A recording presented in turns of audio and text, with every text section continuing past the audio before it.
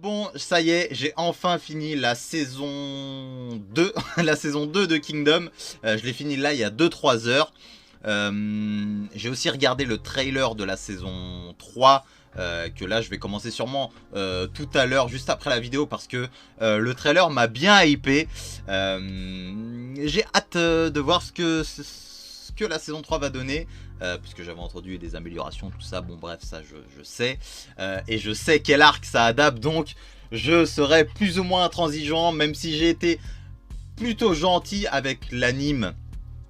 Parce que je savais que ça allait être dégueu, je suis pas tombé dessus en mode waouh, l'anime de Kingdom trop bien et tout, et je tombe sur ça. Non, j'ai été assez indulgent, même si j'ai donné les défauts. Mais voilà, donc pour la vidéo 3 points, l'animation, l'histoire, l'animation et la censure, même si la censure, ça va plus ou moins être la même chose que la vidéo de la saison 1, je vais y arriver. Donc let's go, on va passer au point histoire. Donc on se retrouve 1 an après la mort de Uki, contre Riboku et Uken. Donc il se passe quelques petites choses, le début je me souviens plus trop, mais on se retrouve avec un Riboku qui arrive à Kanyu, et qui va proposer une alliance Zhao-Kin.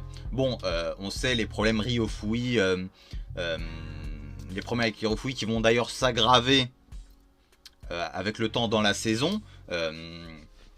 Donc on a beaucoup d'introductions de personnages aussi. Alors donc on a l'alliance Zhao-Kin qui va être proposée par Riboku. Et alors on nous introduit comme quoi les alliances ne durent jamais plus de 1, 2 ou 3 ans, je sais plus, dans cette fourchette là.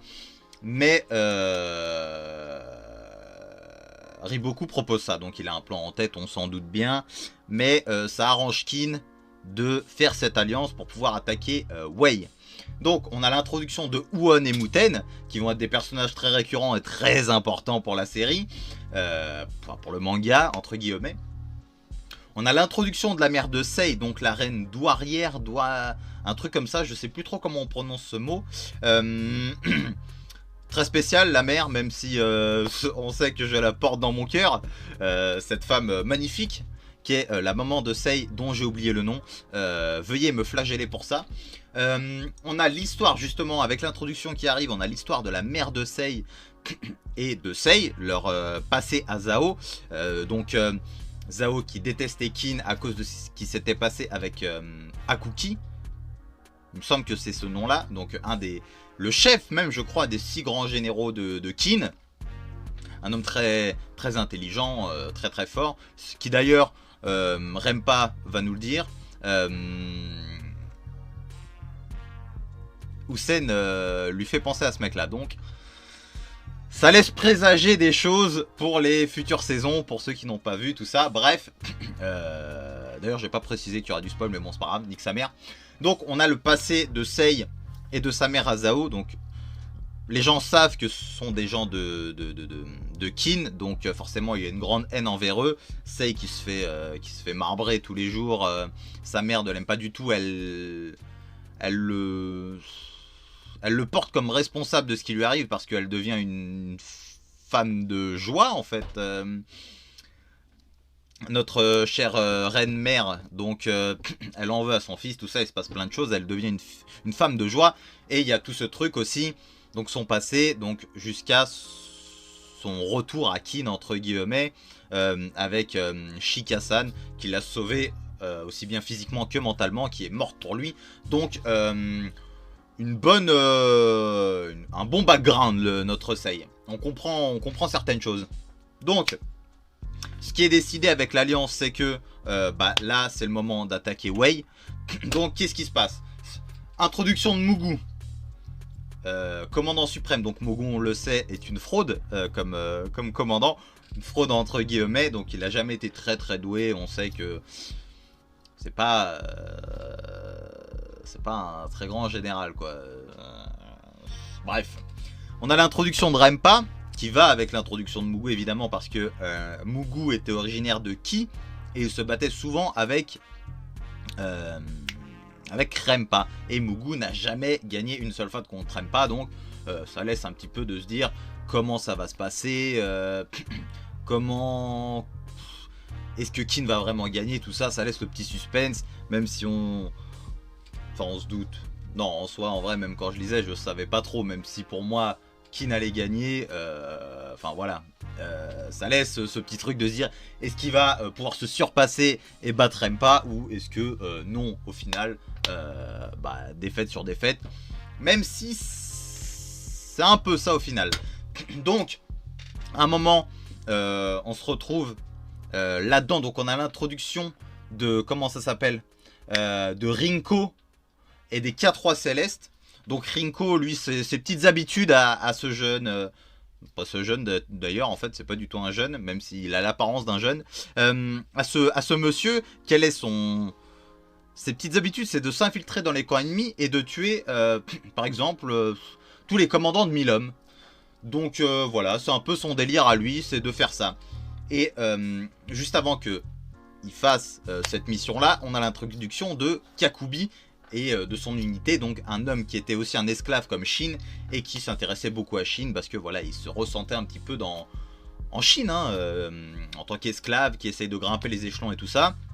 Donc Kakubi qui avait réussi à devenir un commandant de 1000 hommes et qui va se faire assassiner par Rinko quelques instants après avoir rencontré Shin et de l'avoir un peu... lui donner un petit coup de pouce en mode je te regarde, voilà, vas-y. Et donc il va se faire assassiner, ce qui va être assez important pour la suite de l'unité Ishin en plus. Donc voilà, mort de Kakubi, c'est dommage. Donc suite à ça, suite aux événements de Rinko, qu'il ait tué, je crois, 8 commandants de 1000 hommes et tout ça, donc il faut organiser tout ça, et il faut quand même des... Tu sais, c'est un truc pyramidal, t'as le commandant suprême, il faut les généraux, les commandants, blablabla. Ça déroule comme ça.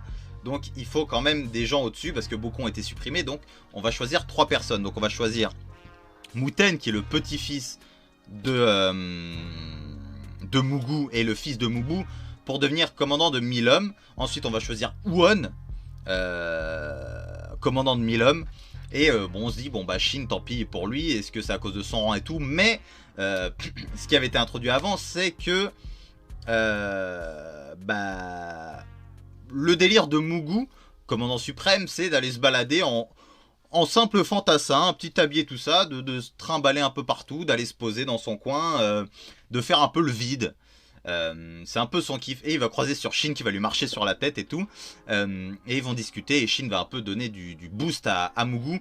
Même si on sait que Mugu, son point fort, la seule chose qu'on peut lui accorder, c'est qu'il est très observateur et qu'il est capable de voir le potentiel des gens, de voir le talent et le futur talent des gens qui vont pouvoir se déclarer. Mugu est très très fort là-dedans. Donc, qu'est-ce qu'il fait ? Il dit, Shin, viens ici. Shin le regarde, il dit, putain, c'est toi le vieux Parce qu'ils ont discuté, et Mugu ne se vante pas de, oui, c'est moi le général. Enfin, son but à lui, c'était de rester anonyme à ce moment-là. Et il promouvoit Shin en tant que commandant de 1000 hommes aussi. Donc les 3 commandants de 1000 hommes provisoires. Donc, j'en étais où moi ? Donc Shin commandant provisoire, machin. Et aussi, la relation que j'ai bien aimée, c'est la relation Shin-Muten. Bon, petit spoil pour la suite, on va dire. Mais la petite relation Shin-Muten en mode hey, salut commandant de 1000 hommes Shin, salut commandant de 1000 hommes Muten et tout ça. Et qui leur font maintenant avec des grades beaucoup plus élevés. Hein, Shin, je t'aime. Bref, la guerre commence. On a l'introduction de Kanki et Usen, on les voit pour la première fois, donc on nous les tease un petit peu. Kanki est très fort pour ça, machin. La guerre commence, tout ça. On va avoir, parce que ça galère un peu contre Rinko et tout, et on va avoir la première alliance Shin, Muten, Uon. Je vais pas trop parler du camp de Kanki, Usen et tout. Kanki, lui, qui va réussir à aller battre le stratège. Enfin, en gros, des K3 Célestes, il y a Kaishibu. L'autre, j'ai oublié son nom. L'autre, il y a le vieux stratège Genpu, je crois. Enfin, ils sont 4. Bref, il y a Kaishibu qui va être envoyé pour s'occuper de Kanki. mais il va galérer, donc il y a le vieux qui va se ramener pour aider Kaishibu à battre Kanki. D'ailleurs, Genpu qui nous avait montré de quoi il était capable au tout début de la guerre et qui avait mis mal Shin et tout ça, et qui s'était retiré tranquillement avant qu'il puisse se faire atteindre. Donc voilà, Genpu, on a compris que c'était un bon stratège et tout ça. Et Kanki va lui montrer que frérot, moi je suis un ancien bandit, je vais t'enculer. Donc il l'a bien baisé comme il fallait. Kanki nous a montré qu'il était très chaud. Donc à ce moment-là, c'est Rinko qui prenait la place de Genpu. À l'avant là, machin. Et donc Muten lui dit bon ça va être chaud, machin, faut qu'on fasse quelque chose, machin. Donc il monte un plan et une alliance des 3 unités indépendantes. Donc Muten, son truc à lui c'est de se dire bon, Rinko est très très chaud, mais il n'y a pas que lui. Il y a aussi ses hommes qui l'entourent. Donc on va attaquer ces hommes. Donc l'objectif de Muten à lui, ça va être de défoncer les hommes et tout ça. Et Won et Shin de venir après dans la formation pour buter Rinko. Ce qui va être un échec. Shin va réussir à blesser Rinko au bras, ce qui va faire qu'il ne pourra plus utiliser son bras gauche. Il me semble. Et ça va mal se terminer tout ça. Et ensuite, le lendemain, on va avoir notre Shin qui va être placé en tant qu'unité de réserve parce que c'était interdit pour eux de bouger. En fait, ils ont monté leur plan dans le dos du quartier général, tout simplement. Donc, c'est pas vraiment une punition. Si, ils l'ont dit comme punition, mais ça va servir à Shin pour pouvoir avoir un meilleur angle de vue quand Rinko va apparaître pour pouvoir attaquer Mugu dans le dos, un plan avec Rempa, tout ça, bref, voilà. Donc ça se passe comme prévu, Shin se retrouve devant Rinko et Shin bat Rinko avec beaucoup de respect d'ailleurs. J'avais un peu oublié ce moment-là, mais énormément de respect. Il a refusé de... Enfin, refusé. Il voulait pas couper la tête de Rinko. Il y avait énormément de respect avec ce personnage, donc Shin, incroyable. La victoire et... En même temps, on a vu les trucs d'Housen qui avait monté son plan depuis le début. Donc on commençait à nous teaser que Housen, il montait la barre très très haut. Cet homme était très très chaud. Avec ses ambitions discutables. Et qui avait monté un plan en baisant Eki, en se servant comme de Eki comme leurre. En le gonflant un peu en mode je te reconnais comme stratège. Prends 5000 hommes et va battre l'autre stratège dont j'ai oublié le nom, désolé. Et donc, bon, comme Housen s'en doutait, c'est même pas il s'en doutait, il le savait, et qu'il va faire une bourre, mais lui il va rattraper tout le truc parce que c'était prévu dans son plan, et il va proposer au stratège un archer, un des 10 arcs des plus forts de Chine, bref, tous ces trucs-là, de le rejoindre pour créer son royaume, tout ça, et Rempa va arriver, et Housen, lui, va se barrer. Bref, ça c'était juste avant. Bon, Rempa vient chercher Mugu qui avait créé tout un truc sur l'arrière-garde. Bref, vous connaissez. Et il y a la mini-fight Rempa, Mugu, tout ça qui se finit. Shin qui arrive. Bon, en soi, Rempa montre qu'il a perdu la guerre, même s'il a encore gagné contre Mugu en soi. Hein, mais il a perdu. Kanki qui avait repris le quartier général quand Kaishibu était parti, enfin bref, c'est la victoire pour Kin. Suite à ça, comme avait été prévu, comme ils en avaient parlé avec Yukai, c'était la dernière guerre qu'il allait faire, donc Yukai part. Shin est promu commandant définitif de 1000 hommes, suite à ses exploits en ayant battu Rinko, tout ça. Donc, Shin est promu commandant de 1000 hommes définitivement. Ce qui va entraîner certaines choses, le départ de Kukai, c'est que plus personne n'est là parce que Sosui s'occupe d'autre chose. Je sais plus trop, j'ai oublié le nom de ce qu'il faisait, mais c'est Shin et En qui font les tactiques. Donc, s'y entraîne, on s'en doute, à beaucoup de défaites, ce qui fait que Shin est sur le point de perdre son rang de commandant de 1000 hommes. Mais Muten entend parler de ça et tout, il se dit je vais envoyer mon petit frère, Muki. Muki qui ne va pas pouvoir y aller pour certaines choses et qui va envoyer celle qu'on connaît, Ten, le retour de Ten, donc en tant que stratège de l'unité Shin qui n'est pas trop accepté au début parce que évidemment voilà blablabla, mais elle va prouver par son caractère et tout ça que, et par ses stratégies au final, qu'elle est capable de diriger et tout ça, même si elle le vit mal au début. D'ailleurs, elle le vit toujours mal parce que voilà, c'est voir ses amis mourir et tout ça. Mais elle montre qu'elle est une stratège très forte. Et c'est à ce moment-là aussi que Shin découvre qu'elle est une femme. Donc c'était assez marrant parce que Shin est un abruti fini. Un autre gros événement après, c'est Ryufui qui prend la place de Premier ministre. Donc on a énormément de choses qui se passent. Donc la place de chancelier enfin pas disparaît mais est vacante. Donc il y a le chancelier de gauche et le chancelier de droite. Donc Ryufui prend la place de Premier ministre. Tout le monde est un peu... La faction de Ryufui prend vraiment beaucoup d'ampleur. Donc tout le monde est un peu stressé et tout ça. Et ça il dit bon venez avec moi. Et là qu'est-ce qu'il fait? Il va chercher Sekyu son frère qui avait mis des bâtons dans les roues. Sekyu my bro, je t'aime. Donc ce qui fait que Sekyu sort, la faction du roi grossit. Et ce qui se passe c'est que à la base Ryufui avait pour but de mettre ces deux gars à lui en tant que chancelier de droite et de gauche. Ce qui fait que vu que la faction du roi, donc de Sei, a grandi, il a pu mettre un pion. Donc chancelier de droite c'est Shuei-kun et le chancelier de gauche sera Shubun-kun. Donc ça équilibre plus ou moins le truc. Et le dernier gros événement de la saison, ça se finit d'ailleurs là-dessus, c'est la rencontre Shin-Riboku après avoir sauvé le royaume, si on peut appeler ça, de Joe, qui est au milieu de 3 états. Donc voilà, on nous explique ce qu'est Joe. Donc voilà, c'est un petit royaume. Donc en vrai, c'est juste un château, un petit château qui a survécu, qui a réussi à avoir son indépendance parce qu'elle donne des informations à un tel. C'est leur position est neutre, tout ça. Ils ont le secours des autres états s'il leur arrive quelque chose. Mais Anne arrive et essaye d'introduire le château, tout ça, parce qu'il leur avait demandé de leur fournir des infos et non, de modifier les infos pour les autres états pour les brouiller, mais ils ont refusé et ils ont dit nous on est neutre, on ne fera pas ça, niet. Donc ce qui fait que Han les attaque et donc l'unité Ishin avait rendez-vous quelque part avec un rassemblement avec plusieurs unités et tout ça, et il tombe sur un gamin qui s'est pris une flèche. Et il leur dit voilà, bon, donc on s'en doute, Shin va sauver et défoncer les mecs de Han, tout ça. Bref, ils se retrouvent là-bas. Et à ce moment-là, ils croisent dans les environs de Joe Riboku. Et puis avec lui et Ten, ils vont essayer de suivre Riboku, tout ça. Et puis ils vont le croiser.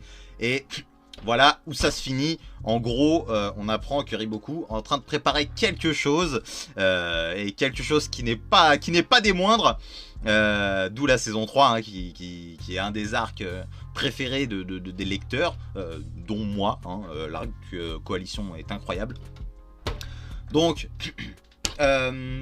bilan histoire, très bien. Très bien. Il y a un truc de l'histoire qui m'a fait chier, mais ça ce sera par rapport à la censure, donc on en reviendra juste après. Mais enfin qui m'a fait chier. On va dire que ça change, enfin ça, encore une fois ça enlève un truc. Mais bref, sur le point histoire en fait j'ai pas grand chose à dire parce que en fait ce qu'il y a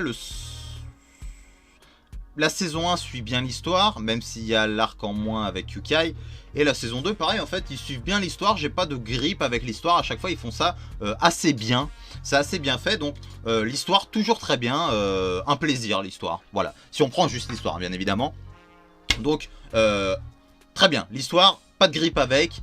Bien fait. Il y a des bonnes choses. C'est bien amené, tout ça. Good point.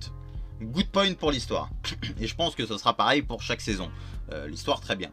Bref, alors on va passer au point animation. Let's go. Donc pour l'animation qui était un gros problème pour la saison 1. Alors déjà le studio d'animation c'est toujours Pierrot. Seulement le studio Pierrot. On reviendra à d'autres choses pour la saison 3 parce que je sais. Mais pour l'animation c'est le studio Pierrot. Donc on a une 3D qui est beaucoup moins utilisée, où on était sur peut-être un 90% à la saison 1, là on va plus être sur un 10% d'utilisation, 10-15% d'utilisation, donc déjà très bien, on est très content. c'est beaucoup mieux. On va dire que la 3D elle est utilisée pour faire bouger les grosses foules. C'est toujours chiant parce qu'il y a ce contraste de... On a une assez bonne animation pour les mouvements normaux, comme si je parlais la normale. Et puis dès que tu arrives dans les grosses batailles, c'est de la 3D pour les gros mouvements de foule et pour certains combats. Donc c'est ignoble la 3D. Le combat Uon Rinko Shin, il est à vomir. Donc parfois tu as des bons plans avec de l'animation basique, et parfois tu te retrouves avec une animation 3D moche, parce que c'est mal fait. Enfin, je trouve que c'est pas bien fait.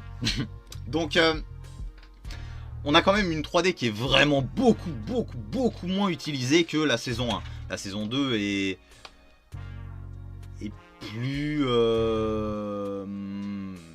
plus classique dans ce qu'on connaît de l'animation des animés, tout ça. Donc vu que l'animation est moins 3D, on a des visages qui collent mieux avec ce qu'on connaît. Donc on n'a plus ce délire 3D à part dans les combats, comme je le disais, mais on a beaucoup moins ce délire 3D. Donc les visages collent mieux avec ce qu'on connaît dans le manga. Par contre, sur certains plans, les visages sont un peu difformes. Il y a des moments où les visages sont pas ouf. Alors je sais pas du tout, parce que Blabla, le frérot Blabla m'a dit que le studio Pierrot, c'est le studio qui avait fait Bleach, Naruto et d'autres. Bleach, c'est quand même quelque chose... Pour moi, l'animation de Bleach, il y a des combats de Bleach qui n'ont rien à envier à certains trucs qui se font aujourd'hui. Bleach était très chaud, donc je comprends pas ce qui s'est passé là. On sent un mieux réellement au niveau de l'animation. Pour les visages, comme je disais, c'est réellement beaucoup mieux parce qu'il y a beaucoup moins de 3D, mais il y a quand même des moments où c'est un petit peu difforme.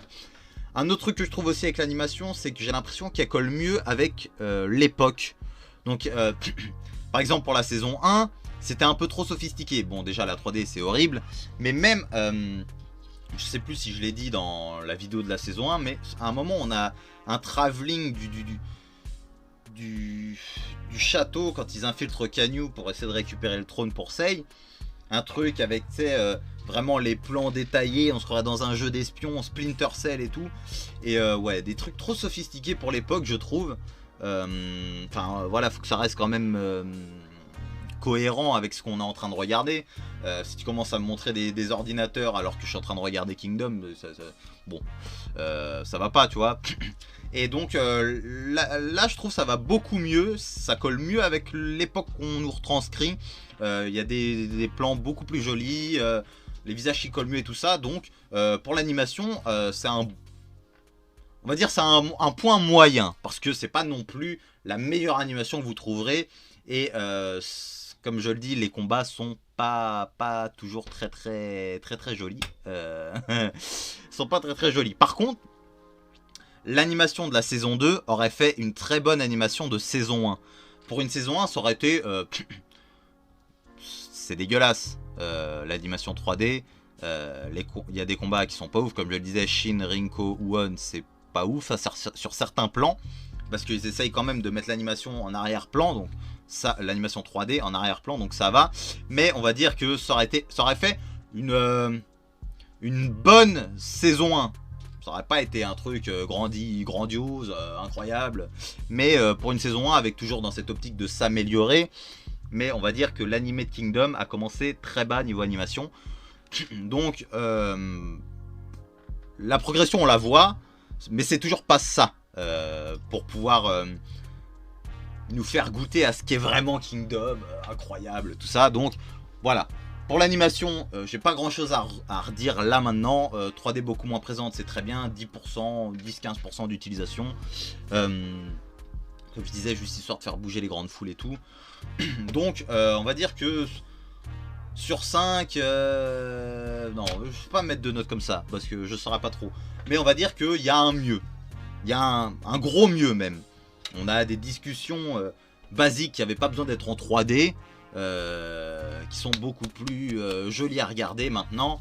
Donc un plaisir. L'animation c'est fini, on va passer au point censure qui va être très court. Donc let's go. Donc pour la censure, bah toujours censuré. Alors, terminé. Bah oui, bah toujours censuré, c'est chiant pour Kingdom.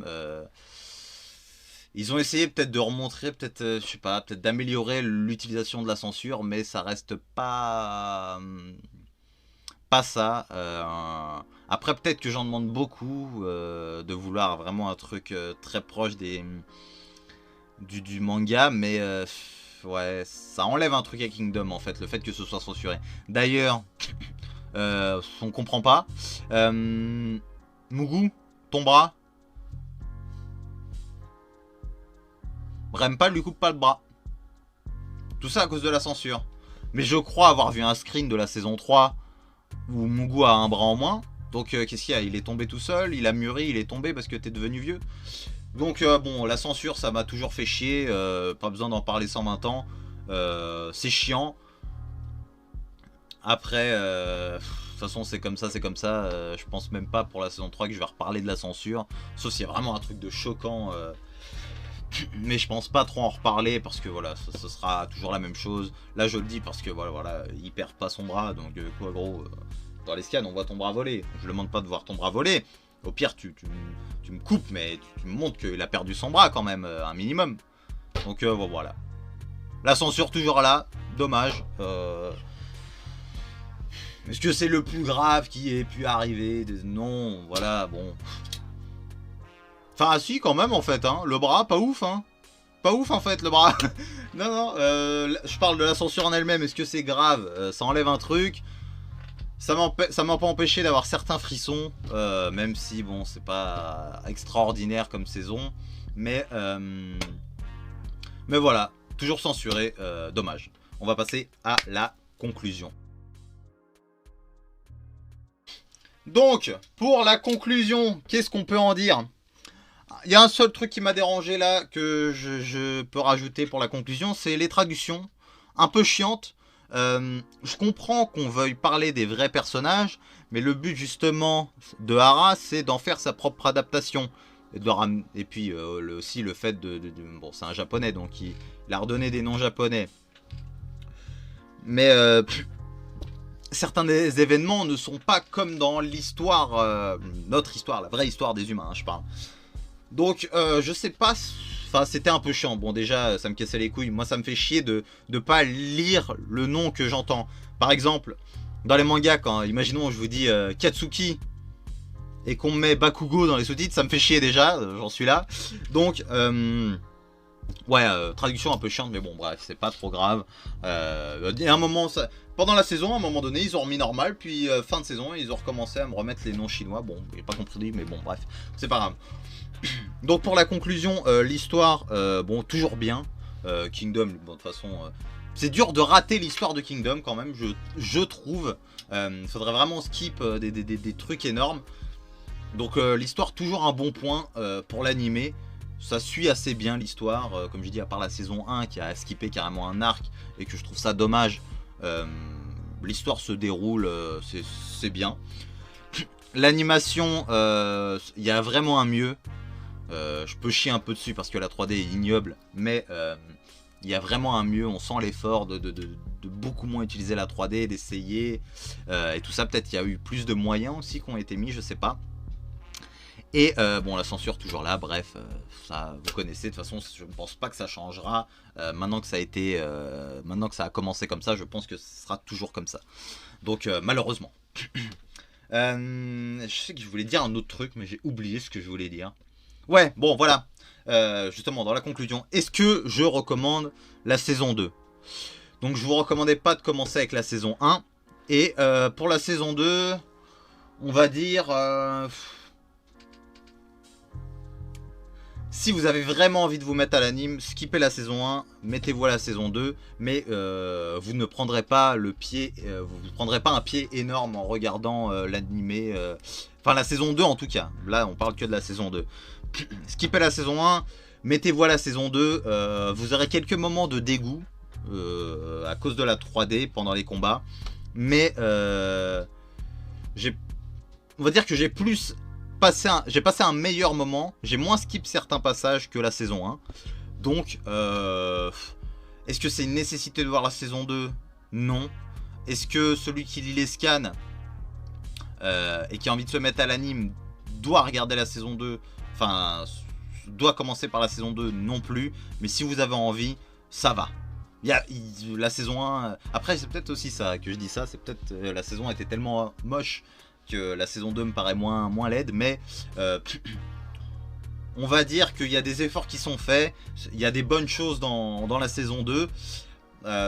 Donc on va dire que c'est un pourquoi pas. Un petit pourquoi pas. Commencer par la saison 2, hein, c'est un petit pourquoi pas.